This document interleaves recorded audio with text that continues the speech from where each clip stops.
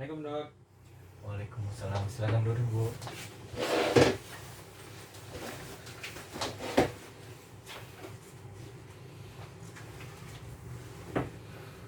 Maaf sebelumnya, Bu.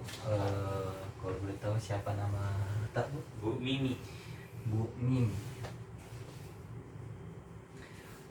Tapi Bu, maaf sebelumnya. Di sini mungkin saya akan memberikan beberapa pertanyaan dan mungkin pertanyaan ini bersifat rahasia, tapi saya akan merahasiakannya seprofesional mungkin. Apakah Ibu bersedia? Bersedia dok. Jika bersedia, saya lanjutkan, Ibu. Berapa umur tak, Bu? 20 tahun dok. 20 tahun. Tinggal di mana, Bu? Di Jalan Tak Sapang. Talsa. Pekerjaannya, Bu? Model. Tapi Bu, di sini maaf sebelumnya, apa keluhan tak? Sakit pada telingaku dok.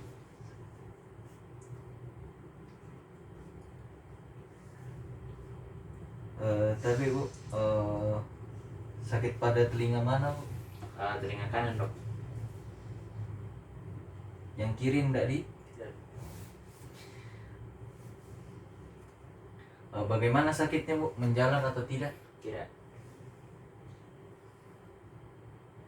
Terus sudah berapa lama, Bu, ini Ibu sudah merasakan sakit pada telinga kanan tak? Sudah 2 hari dok. 2 hari ini. Bagaimana sakitnya, Bu? Terus menerus atau hilang timbul? Terus menerus dok. Terus bagaimana? Apakah makin memberat ini penyakitnya? Iya dok.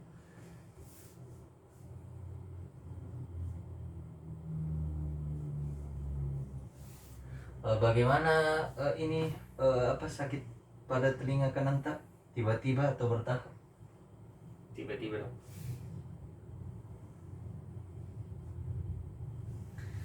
Terus apakah ada yang faktor untuk memperingan dan memperberatnya, Bu? Sudah dok.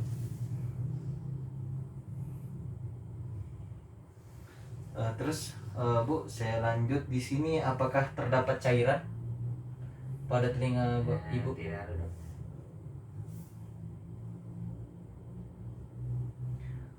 Ada gatal? Tidak ada dok.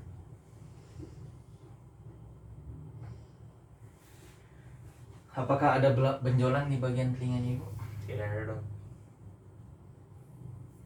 Rasa penuh? Tidak ada dok. Berdenging? Tidak ada dok. Apakah ada pendengaran berkurang? Ada dok.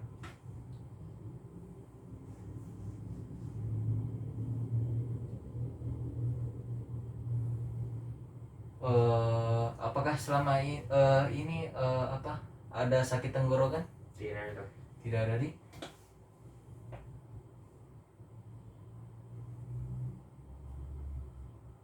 Ada demam tak, Bu? Ada dok.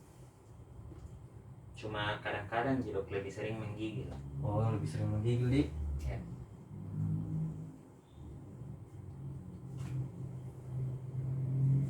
Apakah ada sakit tenggorokan? Ada dok. Sakit dada? Tidak ada dok. Ulul hati? Tidak ada dok. Sakit perut? Tidak ada dok. Bagaimana dengan buang air besar dan buang air kecilnya? Lancar dok. Lancar, di?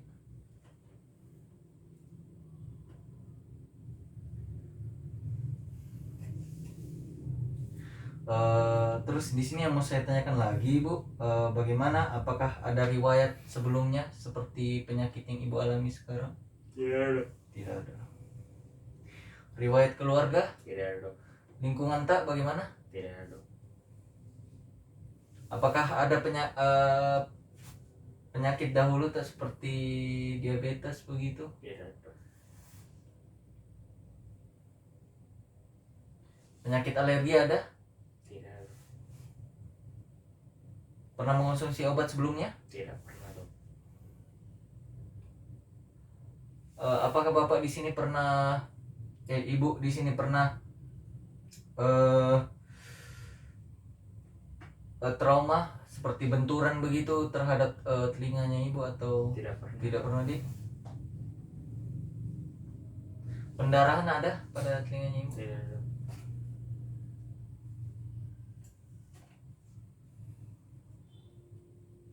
Di sini saya juga mau menanyakan kebiasaannya ibu. Apakah ibu di sini pernah punya kebiasaan sebelumnya tentang sakit pada telinganya ibu? Apa begitu, pernah membersihkan pakai benda apa begitu? Bersihkan telinga dok. Iya, Biasa pakai cotton bud dok. kata Mbak Di. Sering ya? Sering dok.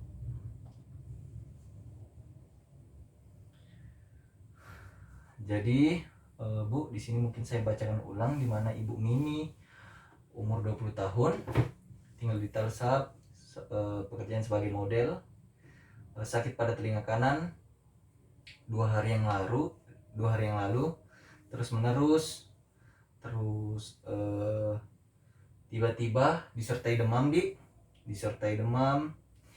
cairan tidak ada tapi lebih sering menggigil, terus benjolan juga tidak ada.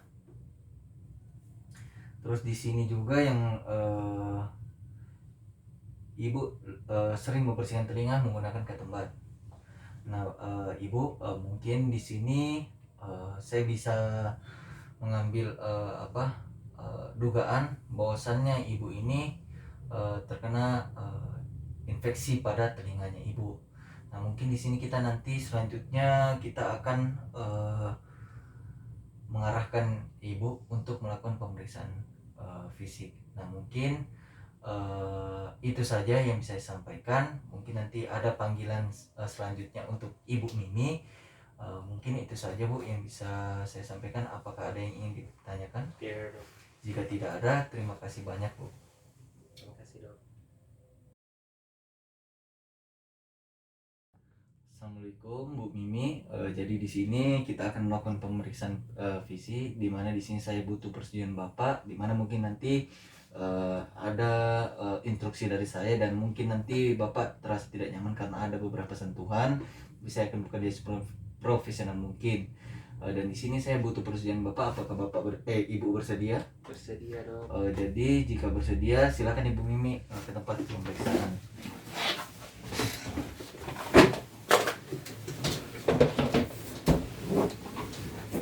Jadi yang pertama mungkin kita langsung saja seperti biasa cuci tangan dulu.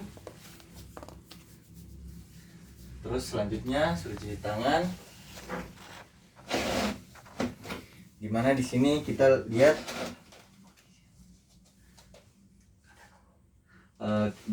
yang pertama mungkin di sini kita akan melihat keadaan umum pasien, dimana keadaan umum pasien di sini kurang baik. Terus selanjutnya kita melakukan TTV, dimana yang pertama di sini langsung saja saya lihat untuk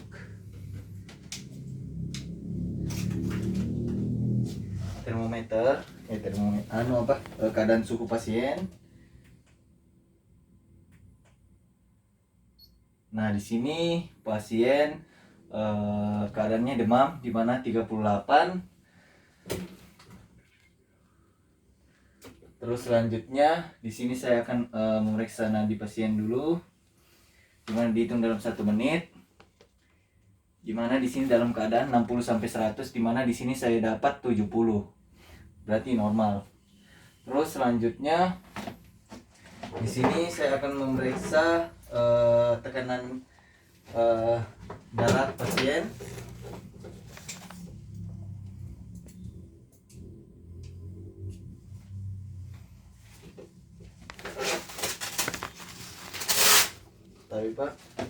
Tapi Bu.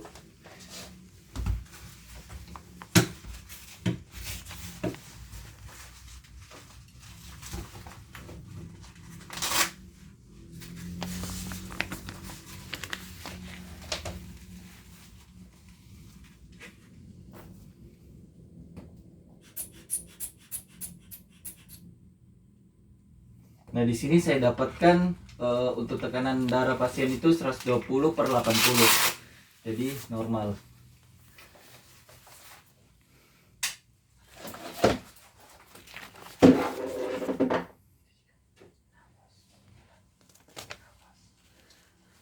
Terus di sini saya lihat lagi untuk pernapasan pasien.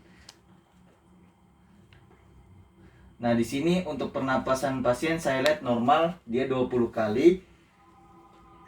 20 kali per menit.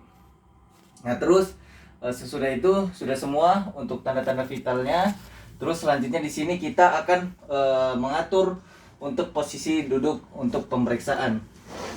Nah, di sini untuk posisinya itu di mana pemeriksa dengan penderita. Di sini kita saling berhadapan. Terus untuk untuk kakinya itu di mana di sini dalam keadaan rapat. Nah, dan terus kita arahkan untuk kepala pasien untuk mengarah ke arah ke kiri, karena kan yang di sini yang mau diperiksa yang di kanan dulu. Nah, terus selanjutnya di sini kita akan memasang lampu. Nah, di mana lampu di kepala, di mana di sini sebelum kita memulai pemeriksaan kita harus mengukur dulu. Kita letakkan itu cahayanya sejarak 30 cm. Terus kita lihat untuk diameter lampunya, di mana lampu diameternya itu 2 cm. Nah, terus selanjutnya di sini kita akan mulai melakukan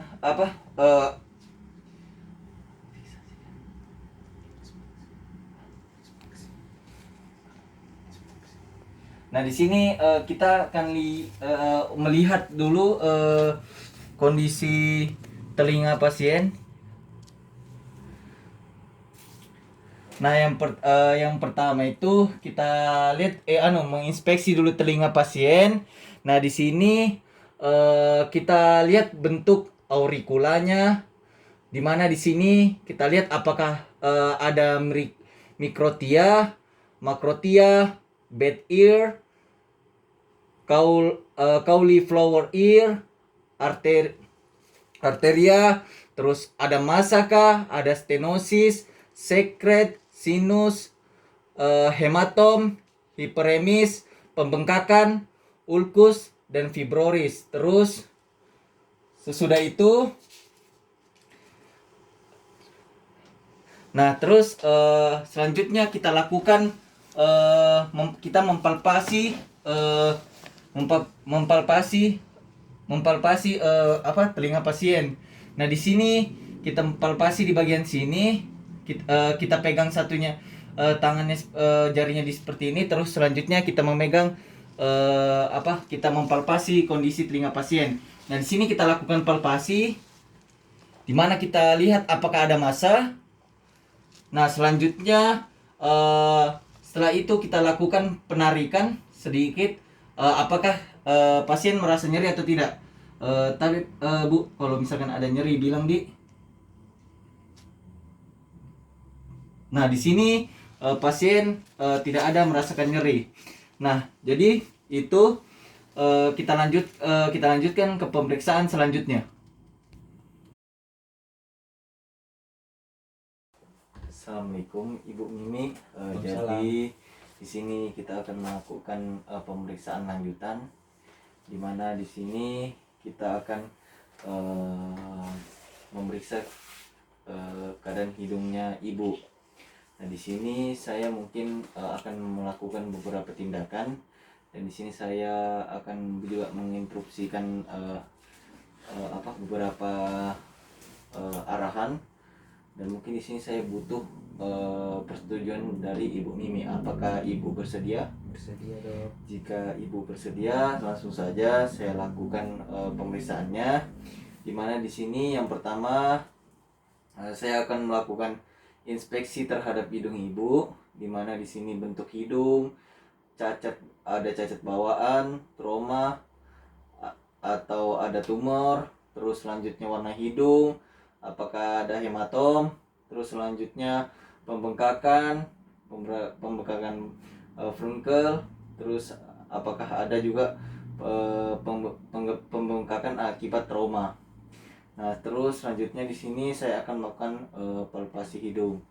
Nah, sebelum kita melakukan palpasi hidung, mungkin kita baiknya kita lakukan cuci tangan. Nah, selanjutnya tapi bisa agak maju-maju ke depan. Nah, di sini kita akan melakukan palpasi hidung. Gunanya itu untuk melihat adakah krepitasi, deformitas dan nyeri tekan. Nah, yang pertama itu kita lakukan di pangkal hidung. Tapi Bu. Nah, selanjutnya itu kita lakukan di pipi, pangkal hidung, terus di pipi. Terus selanjutnya kita lakukan di bagian interkantum. Nah, selanjutnya sudah di interkantum, selanjutnya di supraorbitalis.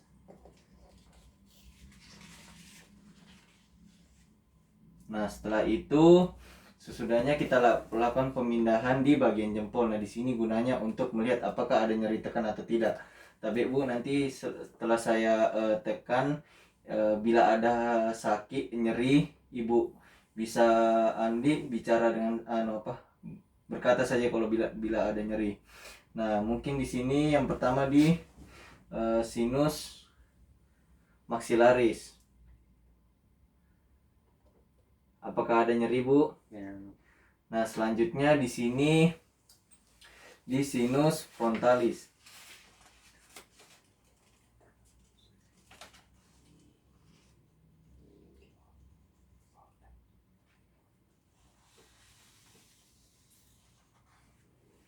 Di sini sinus. Apakah ada nyeri? Tidak ada. Tidak ada. Jika tidak ada, di sini sudah saya lakukan pemeriksaan di mana untuk hasilnya itu untuk Ibu Mimi itu normal. Jadi mungkin sekian untuk pemeriksaannya, kita lanjutkan ke pemeriksaan selanjutnya.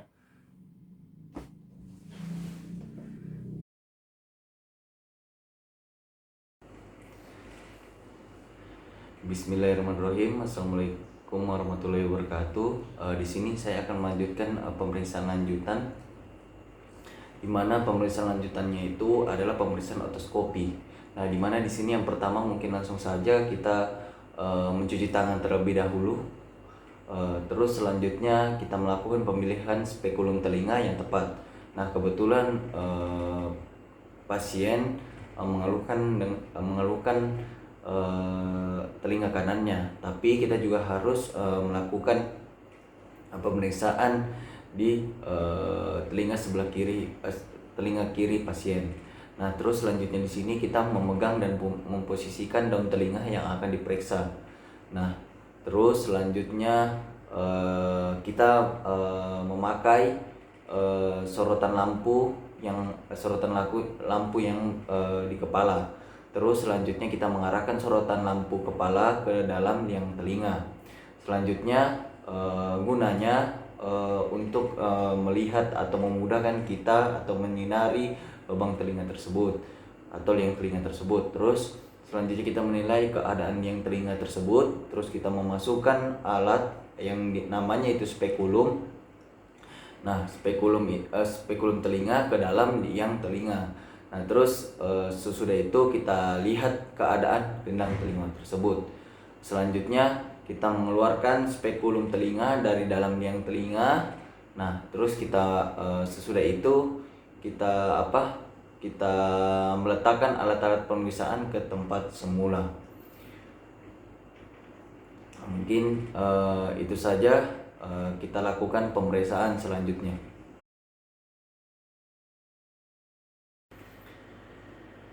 Bismillah. Di sini kita akan melanjutkan pemeriksaan selanjutnya, di mana di sini ada rinoskopi anterior, rinoskopi posterior, dan faringoskopi. Nah, di sini yang pertama mungkin saya akan menjelaskan tentang rinoskopi anterior dulu, di mana yang pertama kita melakukan cuci tangan. Nah, terus selanjutnya kita menggunakan sarung tangan atau handscoon. Nah, selanjutnya di sini kita melakukan pemilihan spekulum hidung yang tepat. Nah, terus kita memegang dan memasukkan spekulum hidung ke dalam rongga hidung. Nah, terus kita memakai dulu sorotan lampu yang dipakai di kepala agar memudahkan kita melihat rongga hidung. Nah, terus kita mengarahkan sorotan lampu kepala ke dalam rongga hidung. Nah, di sini kita bisa menilai struktur di dalam rongga hidung tersebut. Nah, terus kita melihat fenomena di palato mole.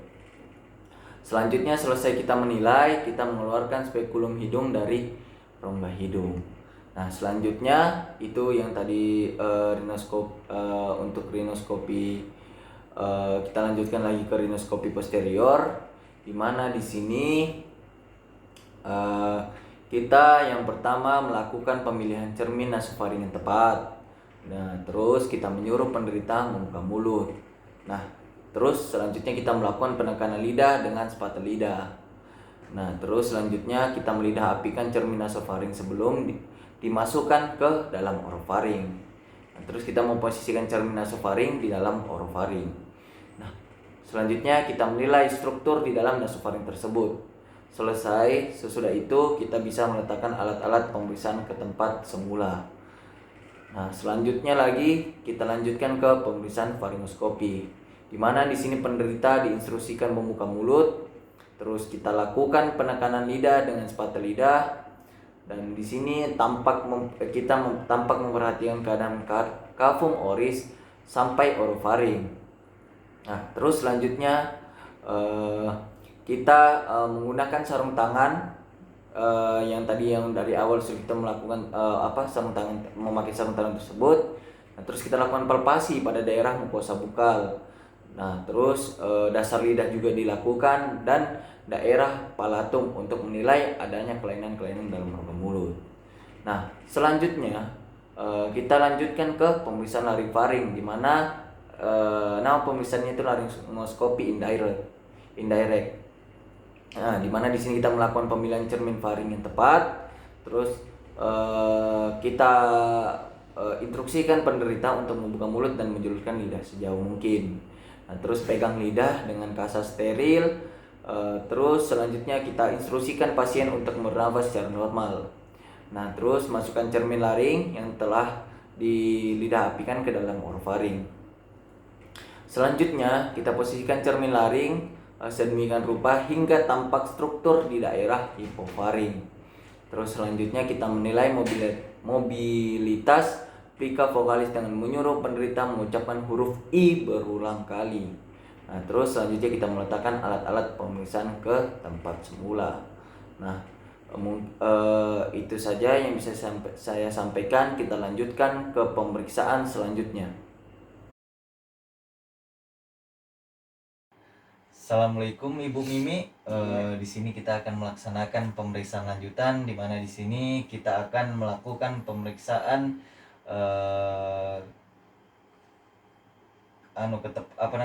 pendengarannya Ibu. Nah, di sini mungkin ada beberapa tes, di mana di sini ada tes bisik, tes ambang pendengaran, tes Rine, tes Weber, tes Wabatz, dan tes Bing. Nah, mungkin di sini ada beberapa instruksi dan ada juga beberapa arahan dari saya, di mana nanti mungkin Ibu tidak merasa nyaman dan saya akan mengerjakannya seprofesional mungkin. Nah, di sini mungkin saya butuh persetujuannya Ibu dulu. Terus setelah itu nanti saya jelaskan apa tujuannya saya melakukan tes tersebut. Apakah Ibu bersedia? Bersedia, Dok. Jika Ibu bersedia, langsung saja di sini saya akan menjelaskan dulu bagaimana tes bisik, di mana nanti tes bisik saya berikan beberapa kata dan nanti Ibu bisa kalau bisa Ibu mendengarnya, tolong nanti Ibu langsung saja sebutkan apa kata yang saya bilang. Nah, selanjutnya nanti tes ambang pendengaran. Nah, di sini dimana nanti saya memakai garpu tala, dimana nanti garpu tala itu ada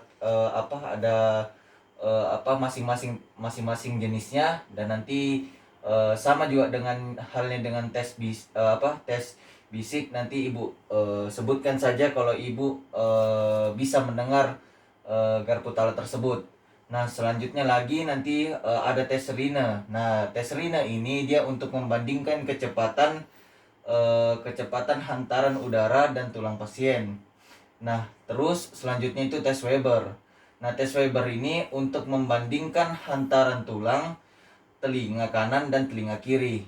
Nah, habis itu selanjutnya lagi kita lakukan tes Schwabach, di mana di sini untuk membandingkan hantaran tulang pasien dan pemeriksa. Selanjutnya lagi itu ada tes Bing, di mana untuk menilai konduktivitas pasien. Nah, langsung saja Bu, kita menuju ke tempat pemeriksaan.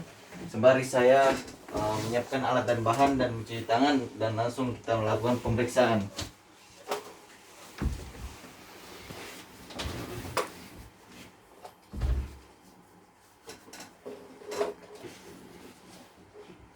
Langsung saja di sini kita akan mulai, di mana di sini saya akan memulai jarak dalam jarak 6 meter dulu.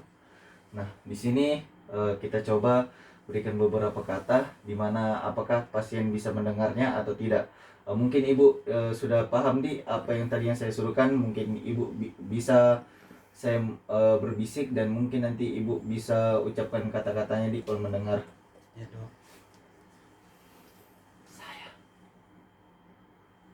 Nah, di sini pasien tidak mendengar dengan jarak 6 meter, kita maju lagi ke jarak 5 meter. Nah, di sini juga pasien tidak mendengar, berarti kita majukan lagi ke jarak 4 meter. Saya Suka suka makan nasi dengan telur pakai kecap. Nah, di sini pasien bisa mendengarkan dari jarak 4 meter. Selanjutnya langsung saja kita ke tes selanjutnya.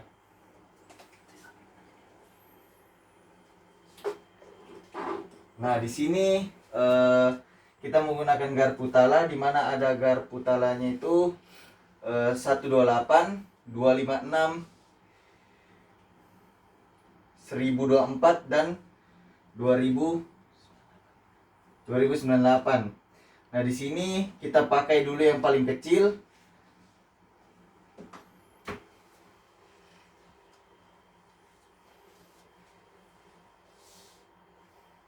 Nah, di sini kita bunyikannya di bagian kakinya, dari yang paling kecil. Apakah mendengar? Tidak. Nanti langsung angkat tangan di Pak kalau Bu kalau misalkan mendengar. Selanjutnya ke yang 256.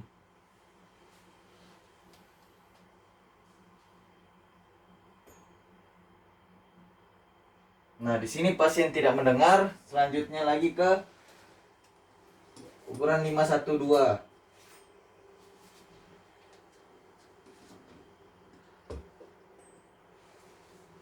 Nah, di sini pasien mendengar. Selanjutnya kita lakukan lagi tes, di mana kita tulis dulu pertama untuk hasilnya yang dari tes bisik dengan tes ambang pendengaran. Terus selanjutnya tes Rine. Tes Rine di sini saya menggunakan garpu tala dengan HZ256. Nah, di sini kita dengar bagaimana telinga pasien apakah normal atau tidak.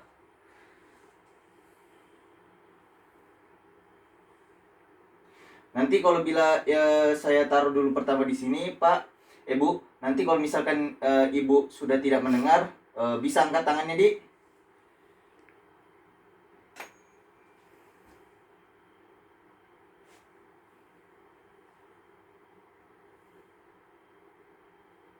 Tidak ada saya dengar dok. Tidak ada didengar, Di. Nah, selanjutnya kita lakukan juga di telinga kiri pasien.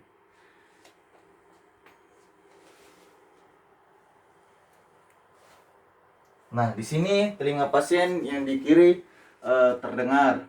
Nah, selanjutnya di sini kita akan kita catat dulu hasilnya. Terus kita lanjutkan ke tes Weber. Nah, nanti saya taruh di di bagian tengah sini, Pak. Nanti Bapak angkat tangan kalau bila paling keras di sebelah kanan, berarti Bapak angkat tangan, Ibu angkat tangan sebelah kanan. Jika lebih keras di telinga kiri, maka Ibu bisa angkat tangan sebelah kiri.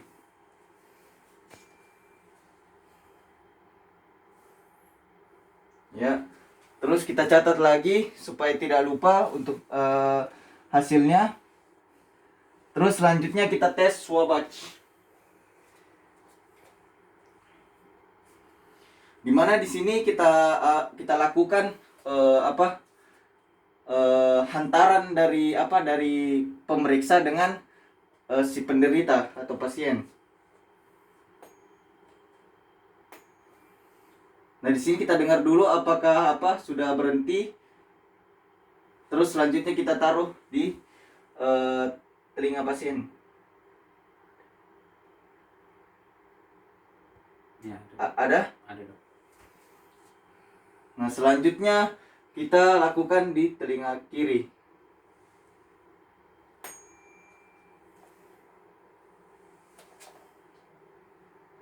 Tidak ada dok. Ya. Nah, di sini telinga pasien yang sebelah kanan itu bilang tidak mendengar lagi ada getaran di garpu tal. Nah, terus selanjutnya di sini kita lakukan lagi dari ke pasien ke pemeriksa. Dimana nanti Bapak Ibu bisa bilang kalau misalkan sudah tidak ada lagi getaran di.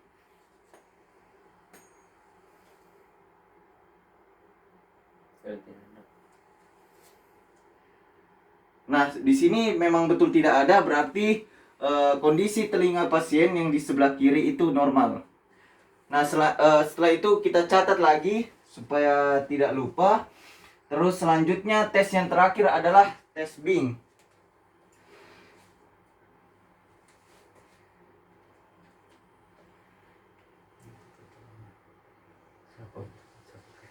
Nah, di sini kita lakukan penutupan telinga. Apakah pasien ini mendengarnya jika ditutup telinganya makin memanjang atau malah seperti biasa saja. Nanti Bapak bisa mungkin langsung tutup telinganya kalau misalkan saya suruh kita tutup telinga, Bu. Pertama saya taruh dulu. Dibuka dulu dok. Iya, dibuka dulu. Nanti dibuka dulu. Nanti ketika saya instruksikan baru Ibu tutup telinga.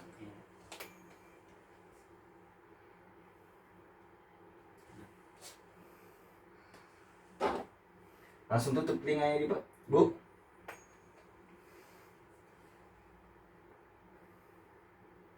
Bagaimana suaranya? Sama aja dok. Sama di? Tidak lebih keras ya. Oh iya. Terus selanjutnya kita coba di sebelah kiri.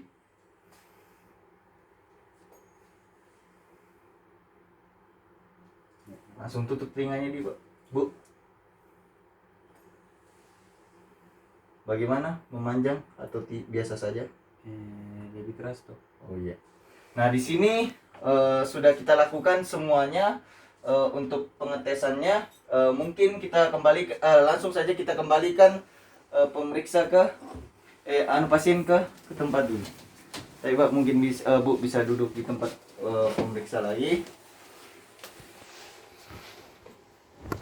Tapi Bu, di sini saya sudah dapatkan untuk hasilnya, dimana tadi sudah kita melakukan semua pemeriksaan dari tes bisik, tes ambak pendengaran, tes Rine, tes Weber, tes Swabatch, dan tes Bing. Nah, ini langsung saja saya bacakan untuk hasilnya, dimana untuk tes bisik itu kalau normalnya itu dalam jarak 6 meter. Tapi di sini Ibu terkena tuli ringan, dimana lebih dari 4 meter sampai kurang dari 6 meter. Nah, di sini juga ada untuk tuli sedang itu lebih dari 1 sampai kurang dari 4. dan tuli berat itu kurang dari 1 dan ibu itu terkena tuli ringan. Nah, selanjutnya untuk tes ambang pendengaran tadi sudah saya lakukan pengujian untuk tes garpu. Nah, di situ Bapak Ibu terkena tes tuli konduktif. Nah, selanjutnya untuk tes Rina tadi, di mana tes Rina, tes Weber dan tes Swabatz dan tes Bing itu di sini yang bermasalah dengan telinga ibu memang betul di telinga kanannya ibu. Nah, mungkin itu saja yang bisa saya sampaikan. Apakah ada lagi yang ingin ditanyakan, Bu? Ya, Dok. Jika tidak ada, terima kasih banyak sudah bekerja sama dengan baik. Mungkin kita lakukan pemeriksaan selanjutnya. Bismillahirrahmanirrahim. Di sini kita akan melakukan pemeriksaan selanjutnya, di mana di sini adalah pemeriksaan keseimbangan. Nah, untuk tes keseimbangan tersebut itu ada beberapa macam, di mana ada tes head shake nystagmus, terus tes dynamic visual acuity, terus tes head thrust atau head impulse, dan tes Romberg. Nah, yang pertama mungkin di sini saya akan menjelaskan masing-masing tes tersebut. Dan yang pertama mungkin di sini saya akan menjelaskan tes head shake nystagmus. Nah, yang pertama mungkin di sini pasien kita minta untuk menundukkan kepala 30 derajat. Nah, terus kita goyangkan kepala pasien ke kanan dan ke kiri secepat mungkin selama 30 detik. Nah, di sini posisi pasien dengan mata pasien terbuka. Terus kita lakukan catat hasil yang diperoleh, kemudian interpretasikan. Nah, itu kita lanjutkan ke tes dynamic visual acuity, di mana di sini yang pertama pasien diminta untuk membaca huruf pada Snellen A chart. Nah, seperti memeriksa visus mata kemarin. Nah, terus kita tandai pada garis kemampuan membaca maksimal, goyangkan kepala ke kanan dan ke kiri pada kecepatan 2 Hz, seperti tes head shake. Nah, terus sambil pasien diminta membaca chart tadi. Nah, terus kita catat hasil yang diperoleh, kemudian interpretasikan. Terus selanjutnya kita lanjutkan ke tes head thrust atau head impulse. Nah, di sini pasien diminta menundukkan kepala 30 derajat, kemudian pasien diminta untuk menoleh ke lateral 15 sampai 30 derajat. Tetapi mata tetap fokus ke target pusat. Nah, tadi kan target pusatnya itu adalah ke hidung pemeriksa. Nah, terus di sini dengan cepat kepala pasien digerakkan kembali ke pusat mata, tetap fokus ke target pusat. Nah, terus kita catat lagi hasil interpretasinya. Terus selanjutnya tes Romberg.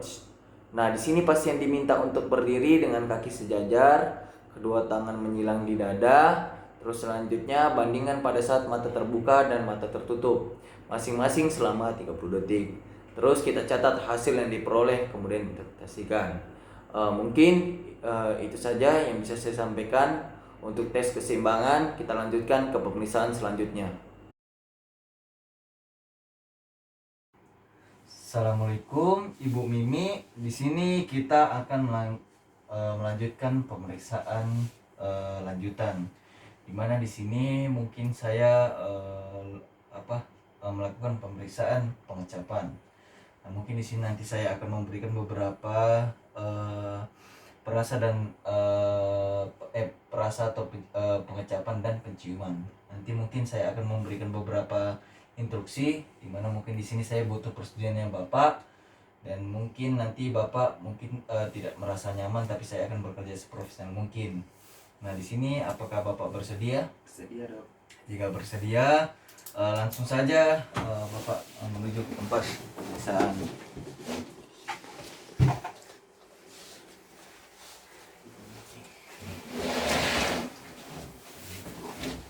Nah, langsung saja kita lakukan pemeriksaan Ibu Mimi. Dimana di sini yang pertama kita ambil kapas dengan menggunakan alkohol untuk melakukan menggunakan pemeriksaan penciuman. Nah, sesudah itu kita perintahkan pasien untuk menutup matanya. Silakan menutup matanya, Pak. Nah, di sini kita berikan yang pertama jarak 30 cm sampai mendekat hingga pasien mengatakan sudah merasakan penciumannya terhadap alkohol tersebut. Tapi Bu, mungkin bisa kita bilang nih kalau misalkan sudah tercium baunya, kita dari 30 cm mendekat menjarak 15 cm. Ada dok. Ada di bisa mungkin dibuka matanya. Tapi Bu, itu baunya bau apa? Bau alkohol dok. Bau alkohol di. Nah, di sini pasien itu untuk interpretasinya itu pasien bisa mencium dari jarak 15 cm. Nah, di sini untuk tidak normal itu bila pasien di bawah 10 cm. Selanjutnya kita lanjutkan untuk pemeriksaan pengecapan. Nah, di mana di sini yang pertama kita gunakan rasa manis. Tapi Pak, mungkin nanti saya berikan pada indera perasanya perasa atau pengecapannya Bapak, di mana nanti Bapak bisa sebutkan apa yang saya berikan kepada Bapak. Nah, mungkin Bapak bisa julurkan dulu lidahnya sambil menutup mata. Nah, di sini kita lakukan di pangkal lidah. Apa yang Bapak rasakan? Apa? Manis. Manis di. Nah, di sini Ibu merasakan rasa manis. Terus selanjutnya kita lakukan pada rasa asin. Di sini kita lakukan di bagian lateral. Apa Ibu rasakan? Asin dok. Asin di. Nah, selanjutnya kita lanjut lagi ke rasa asam. Dimana di sini kita taruh di bagian lateral di dekat posterior. Tapi mungkin bisa dijulurkan lidahnya. Apa yang dirasakan? Asam dok. Asam di. Oke, selanjutnya di sini kita lakukan perasa, yaitu rasanya pahit. Dimana di sini saya ambil dari kopi, mungkin bisa dijulurkan lidahnya. Nah, di sini kita taruh di bagian posterior belakang. Apa rasanya? Pahit dok. Pahit di. Nah, di sini sudah saya lakukan pemeriksaan. Mungkin Ibu bisa kembali ke tempat duduk pemeriksaan, Bu.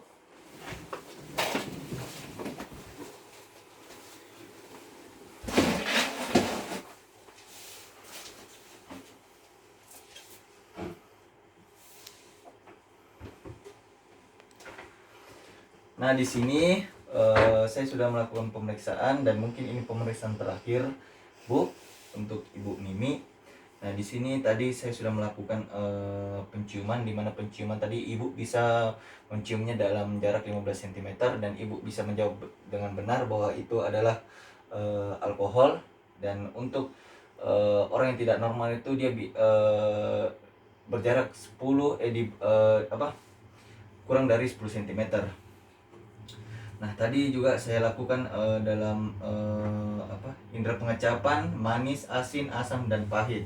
Nah, untuk manis sendiri itu dia itu ada anunya, Bu, ada sifatnya, di mana di sini 50 detik pertama terasa manis. Nah, nanti dia memuncak pada 2 menit ke depan. Nah, terus untuk asin itu dia terasa di detik-detik awal, tapi makin lama makin hilang dia. Nah, itu terus untuk sifat asam dan pahit, dia itu awalnya tidak terasa, 2 menit terakhir langsung memuncak itu rasa pahit dan asamnya. Nah, di sini sudah saya jelaskan semuanya, dan dari hasil kesimpulan saya tadi dalam pemeriksaan, Ibu Mimi itu normal dalam pengecapan dan penciuman. Nah, di sini mungkin langsung saja saya simpulkan untuk semua pemeriksaan tersebut, di mana di sini dari tadi pendengaran,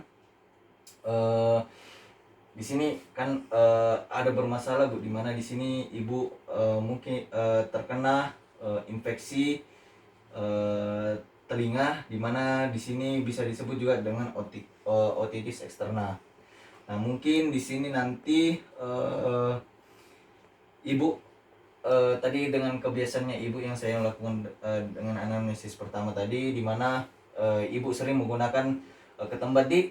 Nah, di sini mungkin Ibu bisa kurangi, atau mungkin jangan dulu memakai itu ketembat, dan mungkin Ibu bisa mengonsumsi makanan-makanan yang bergizi, terus sering berolahraga, terus sering meminum vitamin, dan mungkin nanti saya berikan beberapa obat, dan mungkin nanti bila Ibu tidak sembuh, Ibu bisa kembali lagi ke saya, dan mungkin nanti saya bisa rujuk ke spesialis THT. Nah, mungkin itu saja Bu yang saya bisa sampaikan. Apakah ada yang ingin ditanyakan? Terima kasih banyak Bu sudah mau bekerja sama dengan baik dalam hal pemeriksaan maupun instruksi saya. Terima kasih banyak Bu. Semoga lekas sembuh.